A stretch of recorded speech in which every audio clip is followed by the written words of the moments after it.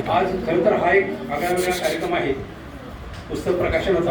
आता आम्ही गेले अनेक वर्षे या क्षेत्रात असताना पुस्तक प्रकाशन पाहत असतो.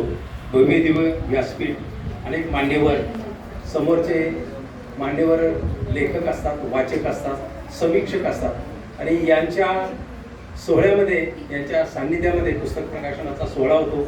दिमागदार बातमी येते आणि सगळीकडे त्या पुस्तकाचा जय जयकार होतो. परंतु मला असं वाटतं की कदाचित आपल्या भारतामध्ये अशा प्रकारचा हा पहिलाच कार्यक्रम असेल की शाळेच्या प्रांगणात आणि विद्यार्थ्यांच्या हस्ते झालेला आणि समोर बसलेले सुद्धा विद्यार्थी आहेत असं मला असं वाटतं की कुठेच नसेल. याच बाबतीत मला कंक सरांना त्यांचं कौतुक करताना जे आम्हाला सगळ्यांनाच दिलासा संस्थेच्या सगळ्या लेखकांना, वाचकांना नेहमी लिहित्या हातांना बळ देत असतात, त्यांना एक मला विनंती करावी लागली. त्यांचे तर खूप कल्पना वेगवेगळ्या असतात. मगाशी सावित्रीबाई फुलेंचा, महात्मा फुलेंचा उल्लेख झाला की ज्यांनी स्त्री शिक्षणाची मुहूर्तमेढ पुण्यामध्ये सुरू केली, भारतातली पहिली मुलीची शाळा सुरू केली.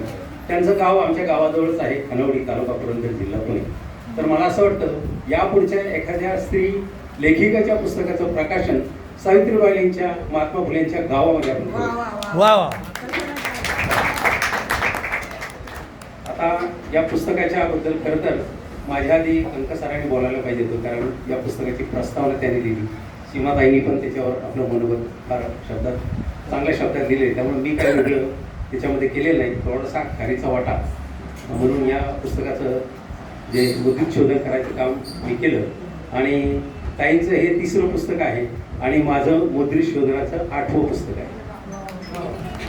थोडासा कदाचित कल्पनाताईंना किंवा श्यामलाताईंना जरा अवघड वाटलं असेल, कारण याच्यामध्ये जरा थोडीशी आम्ही जरा कडक मास्तरांची भूमिका घेतली. परंतु काय होतं की शब्द चुकले की आम्हाला काही राहत नाही.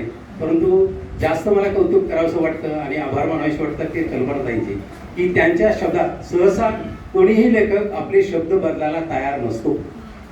पण तरी देखील कल्पनाताईंनी आमची फोनवर चर्चा व्हायची आणि कल्पनाताईंना आणि त्यांना आज आम्ही इथे कार्यक्रमात पहिल्यांदा भेटलो. म्हणजे त्याच्या आधी एकदा देहूला कंकसरांच्या पुस्तक प्रकाशनात आम्ही भेटलो होतो, परंतु ती तोंड ओळख पण नव्हती, फक्त पाहिलेलं होतं. प्रत्यक्ष आमची आज इथे भेट झाली. पण प्रत्यक्ष पाहिलेलं नसताना सुद्धा माझ्याकडे त्यांनी मोठ्या विश्वासाने काम दिलं. त्यामुळं खरं तर श्यामलाताईंचं आणि त्यांचं आणि कंकसरांचं, या तिघांचं मी आभार मानतो. कारण साहित्य सेवा करण्याची संधी जर मिळाली तर ते असं मला वाटतं. गेली अनेक वर्ष मी आकाशवाणी पुणे केंद्रावरचं चिंतने सदर ऐकत असतो. सकाळी बरोबर 6 वाजून 20 मिनिटांनी वगैरे भक्तिगीत झालं की त्यानंतर दररोज चिंतन सदर असतं. आणि मला असं वाटतं की त्यांच्यातले हे जे 32 लेख आहेत त्याच्यातले काही लेख खरोखरीच त्या चिंतनामधले आहेत. आणि हे जे आहेत लेख, त्यातही 10 नंबरी जे लेख आहेत त्यांचा मी उल्लेख करू इच्छितो. मी जास्त बोलू इच्छित नाही, परंतु त्याच्यामध्ये चिंतनशील, मननशील आणि आकाशवाणीच्या चिंतन सत्रामध्ये ज्यांचा समावेश केला जाऊ शकते असे लेख आहेत. ते म्हणजे माझ्या सुखाच्या कल्पना. प्रत्येकाची सुखाची कल्पना वेगळी असते.